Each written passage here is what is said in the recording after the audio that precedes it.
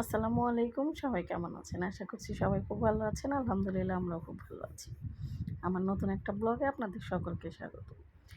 আজ রান্না করব হচ্ছে মসুরের ডাল। এটা হচ্ছে পুঁই শাক দিয়ে চচ্চড়ি করব। মানে ডালগুলা হচ্ছে হাতে মাখায় নিচ্ছি।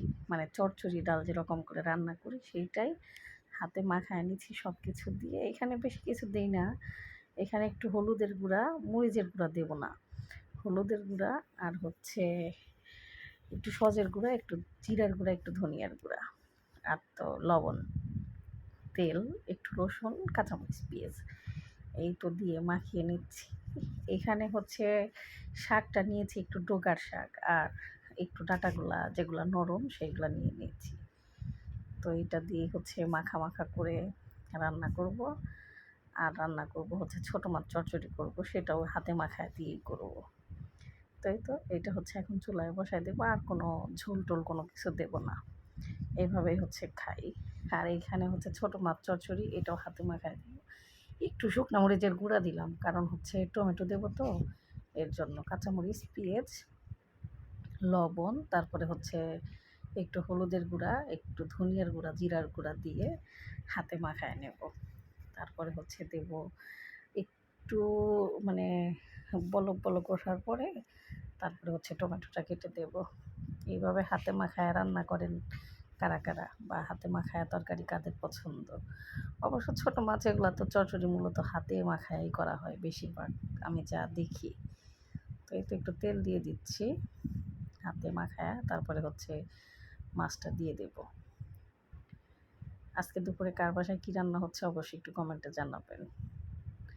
এইভাবে তরকারি কারা কারা পছন্দ করেন সেটাও একটু জানাবেন। এখানকার মাছগুলা যদিও ফ্রোজেন হয়, মানে খুব বেশি দিন না, এই মাছগুলো হচ্ছে বাংলাদেশ থেকে আসে। অনেকটা স্বাদ, মানে ছোট মাছ কিন্তু ওরকম না, মানে অতটা যে খারাপ লাগে তা না, ভালোই স্বাদ আছে। তো এই তো হালকা একটু পানি দিয়ে দিচ্ছি। আর টমেটোটা সাইডে আছে, টমেটোটা কেটে নেব একটু পরে। তো এই তো হচ্ছে আজকে আমার রান্না বান্না। তো আমার ব্লগগুলো কেমন লাগে সেটা অবশ্যই একটু জানাবেন। আর যদি ভালো লাগে অবশ্যই একটা লাইক কমেন্ট শেয়ার করে দেবেন। আর এই তো এই যে টমেটোগুলো দিয়ে দিচ্ছি। আর টমেটো দিয়েছি দেখেই একটু শুকনো মরিচের গুঁড়া দিয়েছি, না হলে শুকনো মরিচের গুঁড়া দিতাম না। আর রান্না করব হচ্ছে পুঁই শাক আছে, পুঁই শাক দিয়ে হচ্ছে একটু চিংড়ি মাছ রান্না করব। এটা প্রায় হয়ে এসেছে, আর একটু অল্পক্ষণ। তো এটা নামিয়ে হচ্ছে আমি পুঁই শাকটা রান্না করব। পুঁই শাক ছোটো ছোটো চিংড়ি মাছ আছে, সেদিন হচ্ছে আমরা এই চিংড়ি মাছটা নিয়ে আসা হয়েছিল কোথায় সম্ভবত শ্রীমুদ্রা থেকে। তো এই চিংড়ি মাছ আছে, আর চিংড়ি মাছ আনতে হবে। তো এটার জন্য হচ্ছে এই যে এখানে একটু রসুন, কাঁচামরিচ, পেঁয়াজ, একটু জিরা দিয়ে হচ্ছে চিংড়ি মাছটাকে আগে কষায় নেব। চিংড়ি মাছটা আমি একটু তেলের মধ্যে দিই, একটু ভেজে নিই, তাহলে মনে হয় যে ওইটার ফ্লেভারটা তেলের মধ্যে যায়, ভালো লাগে। তাই তো লবণ, জিরার গুঁড়া, সজের গুঁড়া, ধনিয়ার গুঁড়া এগুলো হচ্ছে দিয়ে দিচ্ছি, হলুদ, আর দেবো একটু মরিচের গুঁড়া দিয়ে এটাকে একটু হালকা পানি দিয়ে কষিয়ে তারপরে হচ্ছে আপনার শাকটা দিয়ে দেব। এইভাবে কারা রান্না করেন শাক চিংড়ি মাছ দিয়ে আমার মতো করে? তবে এইভাবে রান্না করলে খুবই মজা হয়, খুবই মজা। আর আজকের তরকারিটা তো অসম্ভব মজা হয়েছিল, যদিও এটা হচ্ছে আমি এডিট করেছি পরে, এর জন্য আমি আপনাদেরকে বলতে পারলাম যে তরকারিটা অনেক মজা হয়েছিল। তো যাই হোক, এরা তো আবার চিংড়ি মাছ, ইলিশ মাছ খুবই পছন্দ করে।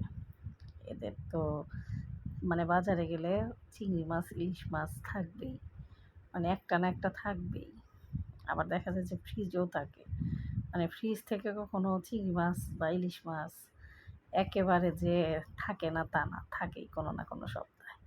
তো যাই হোক, এই তো টেবিলে দিয়ে দিয়েছি। আর ওইটা হচ্ছে ওই যে মাছের পিসা যে ছিল, মানে লেজা, সেটা হচ্ছে একটু কাঁচামরিচ, পেঁয়াজ, রসুন দিয়ে ওইটা আবার ভর্তা করে নিয়েছি। এই তো টেবিলে দিয়ে দিয়েছি। রান্নাগুলো দেখতে কেমন হয়েছে সেটা অবশ্যই জানাবেন। ঠিক আছে, সবাই ভালো থাকেন। আল্লাহ হাফিজ। আসসালাম।